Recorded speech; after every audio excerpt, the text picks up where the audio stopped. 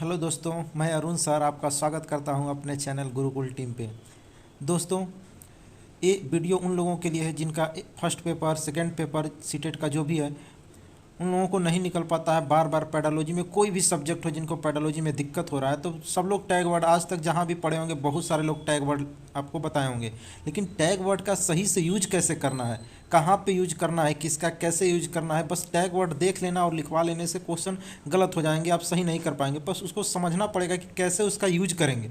तो हम आज पूरा सिलेबस लगभग सीटेट का ख़त्म करेंगे यहाँ पे आपको आधा एक घंटा में, और देखेंगे कि यहाँ पे जितना सारा टैग वर्ड, बस केवल मेन मेन टॉपिक पे बात होगा क्वेश्चन पे, कि जहाँ से आपको सीधे एग्जाम में आपको क्वेश्चन देखने को मिलते हैं और आप उन ऑप्शन को देख के कैसे छांट पाएंगे, कैसे सही ऑप्शन सही कर पाएंगे।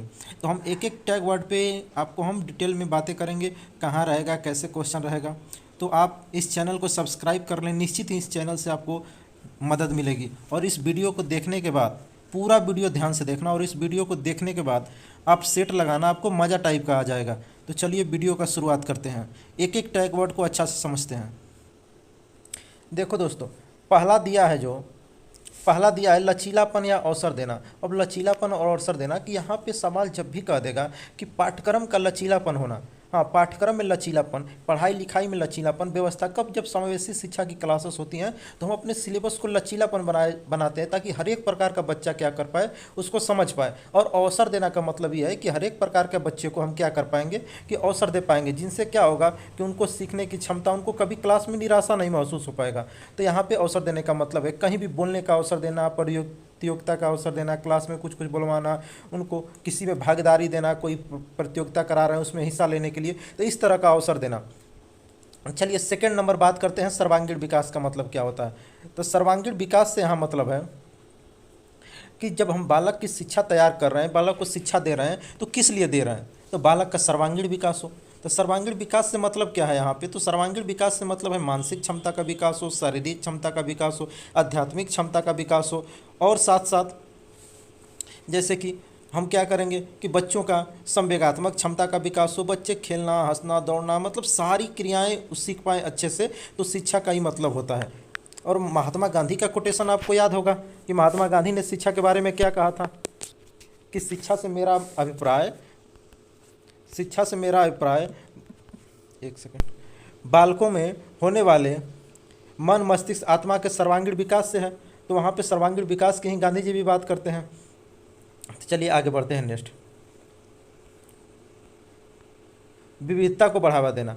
यहाँ विविधता को बढ़ावा देने से क्या मतलब है, कि यहाँ ई वाला टैग वर्ड जो है, ये सबसे ज़्यादा हिंदी में यूज किया जाता है। विविधता मतलब पाठ्यक्रम में विविधता होना चाहिए। पाठ्यक्रम में विविधता का मतलब ये है कि थोड़ा सा हिंदी का कहानी हो गया, थोड़ा सा नाटक हो गया, थोड़ा सा एकांकी हो गया, तो मतलब थोड़े थोड़े चैप्टर करके हर एक टाइप का चैप्टर आपके पाठ्यक्रम में भरा होना चाहिए। भाषा में विविधता होना चाहिए, जैसे क्लासरूम में होता है तो उसमें बहुत सारे भाषा सीखने वाले बच्चे आते हैं, हर एक प्रकार का बातें करते हैं, तो इस तरह विविधता होना चाहिए। तो क्लासरूम में भाषाई विविधता भी हो सकता है, इसलिए इसको हमको क्या करना चाहिए, बढ़ावा देना चाहिए। चलिए आगे बढ़ते हैं नेक्स्ट टैग वर्ड पे। आगे कह रहा है सहानुभूति या प्रोत्साहित करना। तो ये सब टैग वर्ड है। सहानुभूति और प्रोत्साहित करना का मतलब होता है क्वेश्चन में जहाँ भी आपको दिख जाए प्रोत्साहित करना, यानी बोलने के लिए प्रोत्साहित करना, लिखने के लिए, वार्तालाप के लिए प्रोत्साहित करना, किसी प्रतियोगिता में भाग लेने के लिए प्रोत्साहित करना। और बच्चों को क्या करना है, सहानुभूति मतलब कि कोई बच्चा नहीं बोल पा रहा है कोई, तो हम उसके प्रति क्या रहेंगे, सहानुभूति रहेंगे, उसको बार बार बोलने का मौका देंगे, उसको करने का मौका देंगे। तो एक चीज़ तो टैग वर्ड याद ही कर लीजिए, ये एकदम में काम का है, कि भाई हर हाल में आपको क्या करना है, बच्चे को प्रिफेर करना है, बच्चे को हमेशा सपोर्ट करना है। आप मतलब कि आप सुविधादाता हैं। एनसीएफ क्या कहता है कि बच्चे क्या है, सुविधादाता हैं। तो आप टीचर है, सुविधादाता, आप ज्ञान के भंडार नहीं है, तो हर हाल में आप टीचर बच्चों को क्या करेंगे, सपोर्ट करेंगे। और क्वेश्चन में ये भी बात होता है कि एक चीज़ ये तो दिमाग में, ये बात समझ गए तो मतलब कि आप बहुत सारी बातें समझ रहे हैं। कि मतलब क्या है, कि जब भी अगर सवाल में कह दे कि बच्चे में कमियां हैं, बच्चे में गलतियां हैं, तो नहीं सर जी, हमेशा बच्चे में कमियां गलतियां नहीं हैं। वो तो अभी सीखने आया है, उसमें कमियां गलतियां का भंडार है, वो सीखने आया, तो उसमें हम कमी नहीं निकालेंगे, उसको सिखाना है। तो न बच्चा को गलत ठहराना है और न टीचर को गलत ठहराना है। हाँ, टीचर अगर गलत कैसे हो सकता है, टीचर तो खुद ट्रेनिंग लेके आया है, सब कुछ जानता है, तो कभी भी हम टीचर पे दोष नहीं लगा सकते, बच्चों पे दोष नहीं। किसको बचाना है हर हाल में, तो बच्चा को बचाना है। और दूसरा बात, ये बात हमेशा ध्यान रखना है कि जब भी आ जाए तो मैटर गलतियां किस पे थोपेंगे, तो सिस्टम पे थोपेंगे, सिस्टम को दोषी ठहराएंगे। सिस्टम दोषी मतलब क्या है कि कोई बच्चा है कोई चीज़ नहीं सीख रहा है तो टीचर दोषी है, बच्चा दोषी है, कौन दोषी है, तो भाई सिस्टम दोषी है। सिस्टम मतलब मेरी शिक्षण विधियां खराब हो सकती है। हमको चाहिए कि तुरंत शिक्षण विधियां अपना चेंज कर ले, पढ़ाने का टेक्निक चेंज कर ले, अलग मेथड से पढ़ाएं, तब हो सकता है बच्चे को समझ आ जाए। क्योंकि एनसीएफ कहता है कि प्रत्येक बच्चे के सीखने की क्षमता अलग अलग होती हैं, और जब बच्चे के सीखने की क्षमताएं अलग होती हैं, बच्चे के मानसिक स्तर अलग अलग होता है, तो सबके हिसाब से पाठ्यक्रम भी अलग अलग होना चाहिए। तो यानी पाठ्यक्रम जब अलग अलग है, पाठ्यक्रम जब अलग अलग है तो सब बच्चे आराम से सीखेंगे। सबके हिसाब से अलग अलग सिखाइएगा, सबको ही सीखेगा, सबको इंटरेस्ट आएगा। चलिए ठीक है, थोड़ा सा वीडियो लंबा होगा तो हम एक एक चीज़ पे डिटेल्स में बात कर रहे हैं, तो थोड़ा सा पेशेंस बनाए रखिएगा। आगे आप बात करते हैं रचनावाद संरचनावाद। अब रचनावाद संरचनावाद से क्या मतलब है, तो एनसीएफ कहता है कि एनसीएफ 2005 रचनावाद को सपोर्ट करता है। एनसीएफ 2005 रचनावाद को सपोर्ट करता है। अब रचनावाद संरचनावाद क्या है कि जब भी कहे कि हम बच्चों को किस तरह से पढ़ाना चाहिए तो हमें रचनावाद संरचनावाद पे फोकस करना चाहिए। चलिए आगे नेक्स्ट, हाँ एनसीएफ का ही पार्ट है। एनसीएफ भी कहता है कि एनसीएफ के जो 5 गो सिद्धांत हैं, आप पांचों सिद्धांत को सबसे पहले क्या करें, एनसीएफ को पूरा डिटेल्स में पढ़ें। तो जो एनसीएफ का 5 सिद्धांत है जिसमें है एक, वास्तविक जीवन से पाठ्यक्रम को क्या करना है, वास्तविक जीवन से जोड़ना। तो जहाँ भी कोई टीचर, कोई शिक्षक, कोई शिक्षिकाएँ कोई सिलेबस को, पाठ्यक्रम को या कोई टॉपिक को बच्चों के आम जीवन से जोड़ के पढ़ा रही हैं, तो उस ऑप्शन को क्या करना है, हमेशा सही करना है। चलिए आगे बढ़ते हैं, आंतरिक अभिप्रेरणा की बात करते हैं। आंतरिक अभिप्रेरणा की बात करते हैं।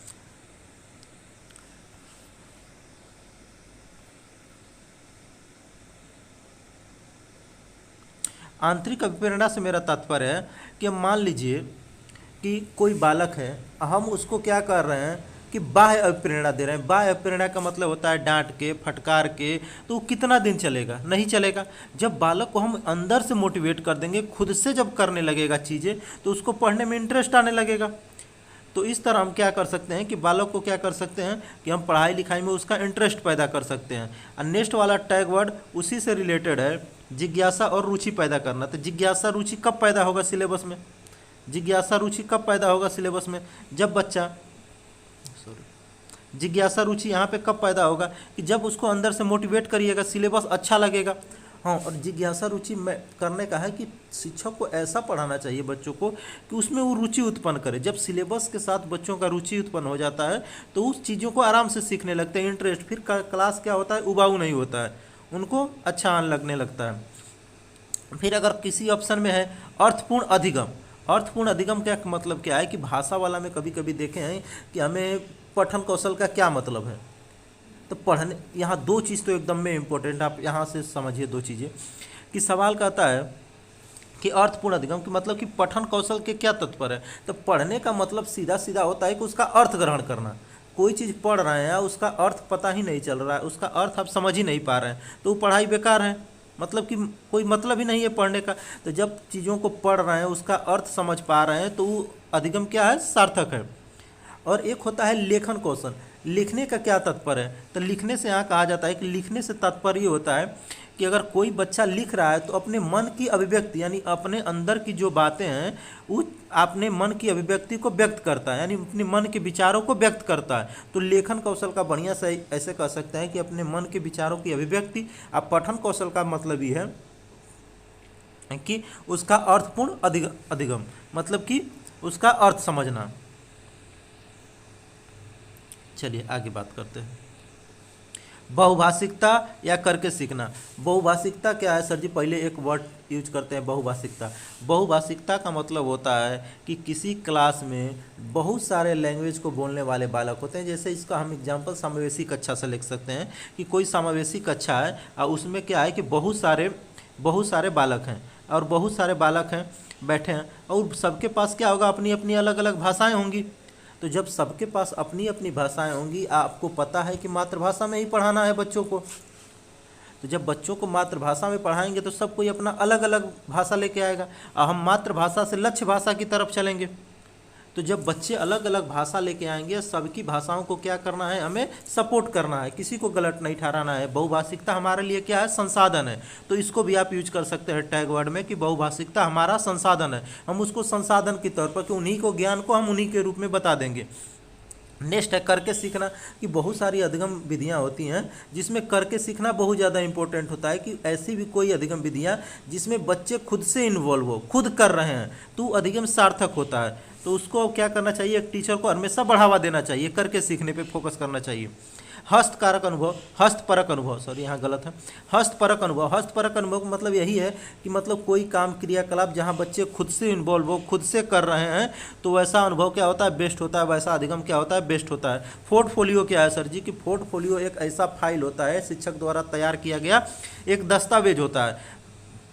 अब दस्तावेज कैसा है कि जिसमें बच्चों को सारी डिटेल्स, बच्चे का जन्म, हम कह देंगे जन्म, बच्चों का क्या होता है, घर का डाटा, और क्या होता है बच्चों का पढ़ाई लिखाई, एकेडमिक कितना आया, अटेंडेंस वगैरह सारा कुछ इसमें लिखा होता है। तो पोर्टफोलियो दो प्रकार का, पोर्टफोलियो कैसे दो प्रकार भी होते हैं, एनेक्डोटल रिकॉर्ड और कम्युनिकेटिव रिकॉर्ड। तो इस तरह हम बोल सकते हैं। आगे तो पोर्टफोलियो से बच्चे का क्या पता चलता है, तो उपस्थिति का पता चलता है, उनके कैसे भाषा सीख रहे हैं, भाषा की पहले क्या थे अब क्या है, तो कितना ज़्यादा उनमें बढ़ोतरी हो रहा है, इस सारी बातों का पता चलता है। आगे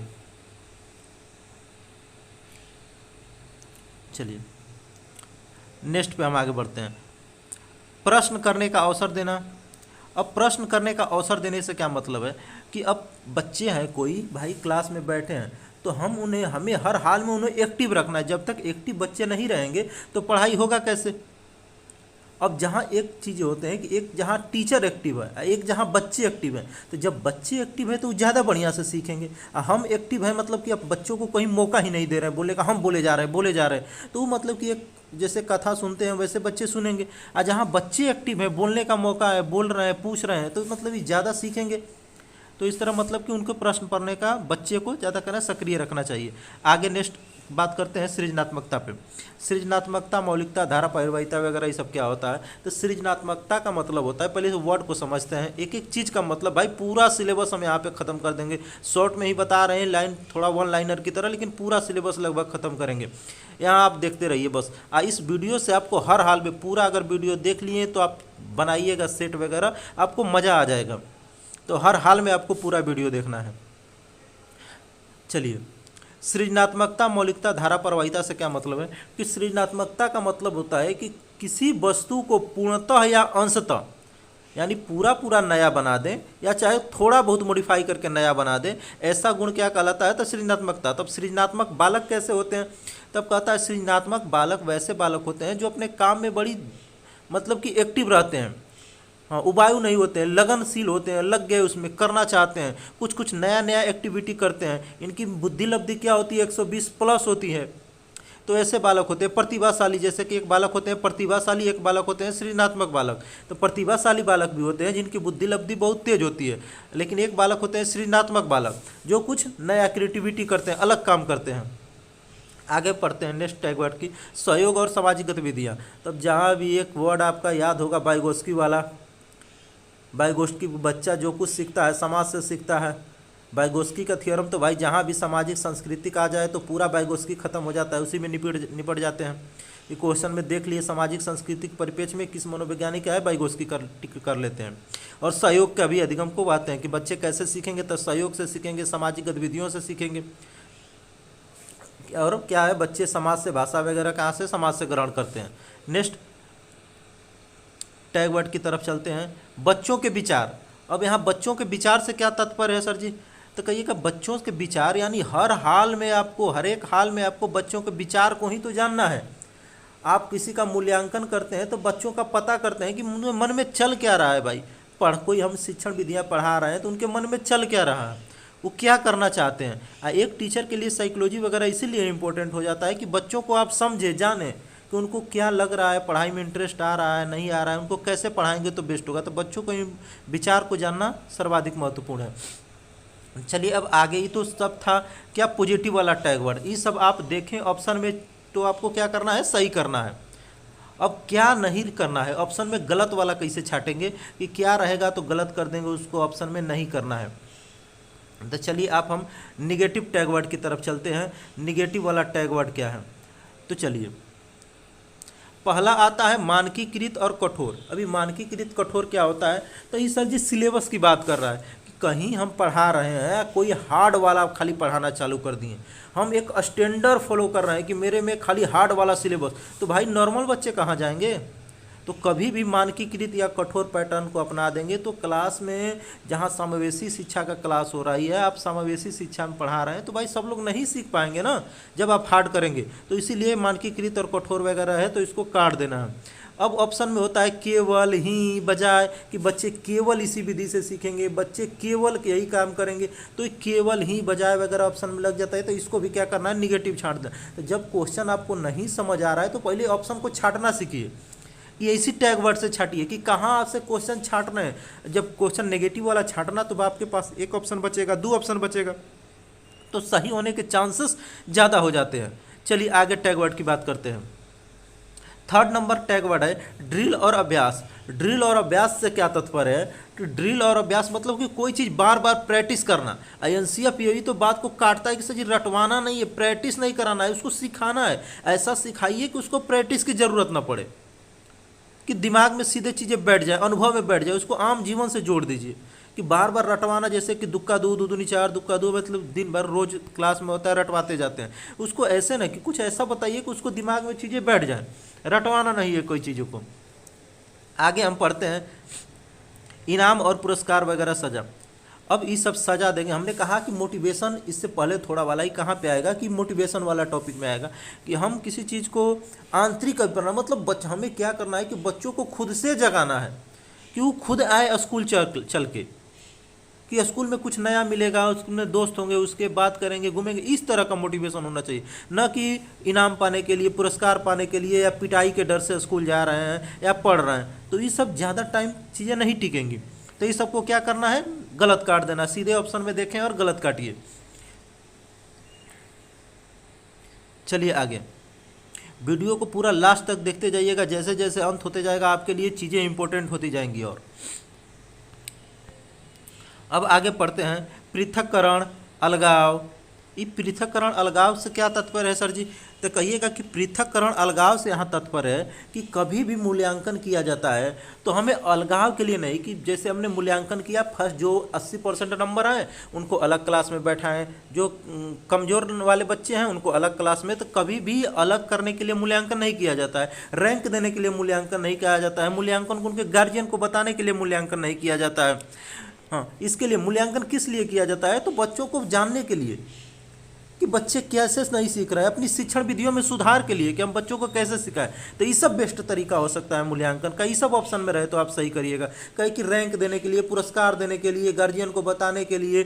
हाँ, तो ये सब को क्या करना है, मूल्यांकन नहीं करना है। इसके लिए एक शिक्षक मूल्यांकन नहीं करता। मूल्यांकन का उद्देश्य होता है बच्चे ने कितना सीखा, इसके लिए मूल्यांकन कर सकते हैं। हमारी शिक्षण विधियों में कमी कहाँ रह गई, इसके लिए मूल्यांकन करते हैं।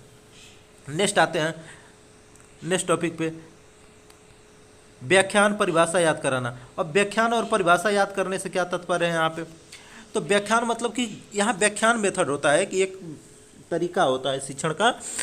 तो जैसे आगमन विधि, निगमन विधि, वैसे तो व्याख्यान विधि होता है। तो व्याख्यान विधि ज़्यादातर उच्च कक्षाओं में चलती है। यहाँ प्राथमिक लेवल पे तो जैसे ही कह दिया कि लेक्चर देने का, तो भाई सीधे सीधे इसको गलत काट देना। और परिभाषा याद कराना, परिभाषा को रटवाना, याद कराना कोई चीज़, तो ये सब क्या होता है, नेगेटिव टैग वर्ड है। इसको बिल्कुल नहीं करना है, सीधे गलती काटना है। चलिए रटवाना, यांत्रिक अभ्यास, वही बात है, रटवाना, याद कराना, व्याख्यान देना, ये सब क्या है, गलत काटना है ऑप्शन में। नेक्स्ट टैग वर्ड है हतोत्साहित या अपेक्षा, उपेक्षा। यहाँ पे अपेक्षा ना उपेक्षा, हतोत्साहित, उपेक्षा। अब उपेक्षा से तात्पर्य यहाँ पे ये है कि अब बच्चों को क्या करना है कि कहीं दे दे ऑप्शन में कि उपेक्षा हो रहा है, हतोत्साहित हो रहा है, तो ये सब नेगेटिव टैग वर्ड है। इसको क्या करना है, गलत छांट लेना है। बच्चों को हमको हतोत्साहित, प्रोत्साहित करना है, उत्साहित करना है, तो ये सब सही होना चाहिए। हतोत्साहित जहाँ दे दे तो वहाँ पे गलत कर देना।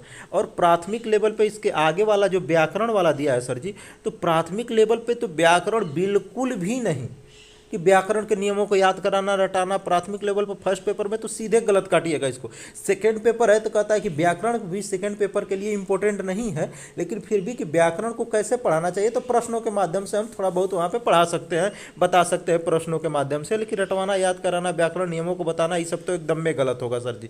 तो यहाँ पे आप क्या करिएगा, गलत छांट लीजिएगा। चलिए आगे बढ़ते हैं।